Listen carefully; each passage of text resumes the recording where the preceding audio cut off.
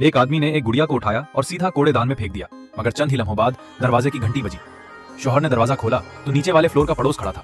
इतनी अच्छी गुड़िया आपने नीचे क्यों फेंक दी? ये सुनकर औरत का रंग उड़ गया। उसने फौरन पड़ोस को बाहर निकाला और कहा कि उसे कहीं दूर फेंक दे। पड़ोस नाराज होकर चला गया। मगर अगले दिन एक अजीब हादसा पेश आया। लोग जमा थे और खबर मिली कि पड़ोस के बेटे की टांग बुरी तरह टूट गई है। जब औरत ने पड़ोस के घर की तरफ देखा तो वो हैरान रह गई। वही गुड़िया सोफे पर पड़ी थी और उसकी टांग भी टूटी हुई थी। औरत के जिस्म में खौफ दौड़ गया, लेकिन चंद लम्हों बाद जब उसने दोबारा गुड़िया को देखा तो उसकी टांग खुद बहुत ठीक हो चुकी थी। अब औरत को यकीन हो गया कि ये गुड़िया आम नहीं है।